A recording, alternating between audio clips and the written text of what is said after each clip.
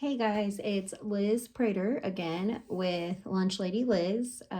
Today I'm going to talk about offer versus serve, and I owe you guys a quick explanation of why there were no videos last week. My family had a family emergency, and I was needed in a different way so that my family could handle their family emergency. So I'm back. I'm going to do my offer versus serve video today. And in the next couple of days, I will get my video with my daughter Ava, which will give the viewpoint from a middle school student's perspective of school meals. So offer versus serve, what is that and why do we practice this? Offer versus serve is a way for students to have all of the offerings they need to make a healthy meal, but also be able to choose what it is they want to eat and drink that day for lunch, right? As adults, we like to have choices. When we go to a restaurant, we have choices.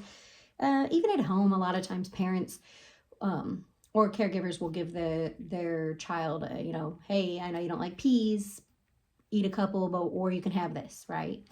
So I think that offer versus serve is really a big part of our life because choice is a big part of our life. But in school food, for some reason, there's this misconception that like you just get what you get. Well, that is not true in most cases. Now, there are schools out there that do not run offer versus serve. It is required at the high school level, but middle school and elementary, it is optional. So there is a chance that your child's school doesn't run an offer versus serve program if it's a K through 8 building. So let's talk about what offer versus serve is at lunch. There are 5 components to a meal. All 5 components must be offered.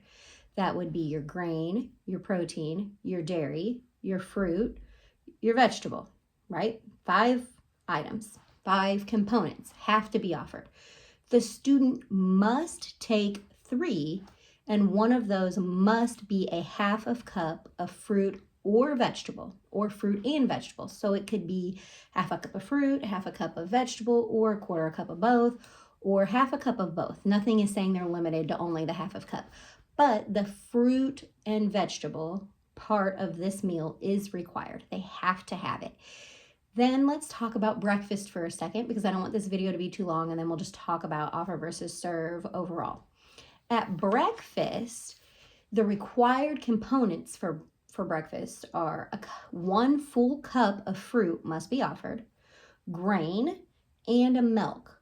Now, you can offer protein, and you can even offer a vegetable, right? You can have a meat alternative, biscuits and gravies. What about like any type of breakfast sandwich, sausage pancake on a stick? There are lots of ways to offer a protein or a meat alternative at breakfast. And you can even offer a vegetable if you wanted. I've not seen this done. In my first year of being a lunch lady, I tried it at my school when we had extra like cut up celery or broccoli or whatever left over from lunch the day before that was still in good shape. I would put it out at breakfast, but I rarely had a student that would take it. I couldn't get it to catch fire, so I quit doing it. But at breakfast, they have to take items. They're not taking components. They have to take 3 food items at breakfast. So I think it's important to understand the difference between a food item, which is a specific food offered, and components, and that some items are more than one component at either breakfast or lunch. Sausage pancake on a stick, for instance, that is a meat alternative and a grain.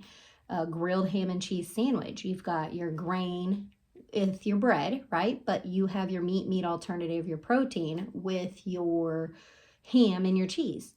So I think people get confused because they think that they have to have 3 components at breakfast when it's not the truth. They have to have 3 items out of the offered 4 components. And at lunch, they have to be offered 5 components, and they are required to put 3 on their tray. Now, a big misconception that I think happens with offer versus serve is milk. Everyone is like, take your milk, take your milk, take your milk. Even at breakfast, take your milk. You got to have your milk. Well, that's not true. And a lot of kids don't like milk. So why do we do that? And I think, let's just talk about it. If they take a cinnamon roll, and it's a 2 grain equivalent, so it counts as 2 items, right? Because there's 2 ounces of grain instead of 1 ounce, which is required. And they take an orange, say you have whole oranges out, they have now gotten a half a cup of fruit, and they've also gotten 2 items because that cinnamon roll credits is 2. But there are many food service professionals out there that would say, nope, they also have to take a milk. So I think it's important to understand what contribution each meal item on the student's tray actually equals up to the 3, right? And then at lunch, fruit and vegetables, always a hard one. You see a lot of times where in a school food service line, they don't want the line to run slow, so they just put green beans on everybody's tray, right? Well, there might be somebody that doesn't want green beans. Do I think that you have to stop and stand there and ask every kid, would you like green beans? Would you like mashed potatoes? Would you like gravy? Would you like the dinner roll? No. But with offer versus serve, that's why a lot of people implement self-serving. Can you put a basket of rolls at the end of the line, and if they want the roll, they take the tongs, they pick up the roll, they put it on their plate, and they move on. Lots of kids have eaten at a buffet or even maybe serve themselves at home. Definitely, probably, I would say 6th grade and up, you could easily implement some self-serve. Your green beans, if you put a half cup spoodle, ladle, whatever you want to call it, in the green beans, can you turn it where the student can serve their own green beans if they want that? Absolutely. Now, the most important part of offer versus serve is that in order for those trays to be compliant for the reimbursement that we talked about during the National School Lunch Program, how schools get reimbursed, for the reimbursement to actually be credited to the district, those meals have to be compliant with the rules set forth by the USDA. That is where, if you are an offer versus serve school, the cashier becomes wildly important. And not that they're not important the rest of the time too, but it's extra important when you're talking about offer versus serve, because not only do they need to make sure the child is charged for the meal correctly, they need to make sure that the meal is a correct meal. Now, if they don't have all the right components, it doesn't mean they can't have the food. You just send them back, ask them to get whatever component they're missing. And if they don't want it, you charge them for the items on their tray a la carte. But a lot of times this is the piece that's missing. And this is something that happens often, and where school districts are fined or parents are upset, or just cashiers not understanding what offer versus serve is and the requirements for that becomes a big issue. So if you are a school that does offer versus serve, you need to make sure that your cashier is well trained. You can give them a cheat sheet. They can have a little flyer or a note card or a poster hanging up near their cashier station, and you should have those hanging up around the school for students to identify.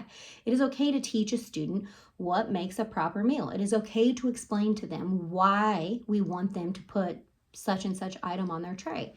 Offer versus serve is there so that the kids have what they want and we cut back on food waste. But it doesn't mean that it's still not our job as food service professionals to make sure that they are exposed to each component that is required. And maybe you have to even sample some of those items out at times. But offer versus serve in the National School Lunch and Breakfast Program is a great program because you are giving the student, the customer, a voice.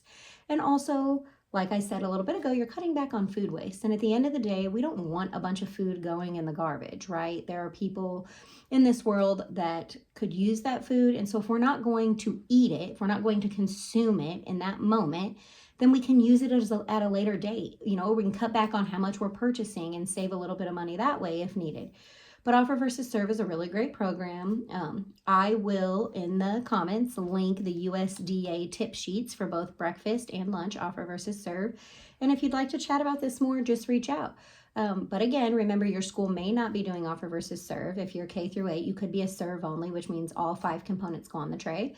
But more often than not, schools are offer versus serve, and they want the students to be happy with what's on their tray. So I hope this was helpful today. And if you have any questions or want to discuss this, we can chat. Reach out to me on my LinkedIn or shoot me a message here on YouTube. But thank you for signing in today for Lunch Lady Liz to talk about offer versus serve. And I will be back and live with another video soon. Bye.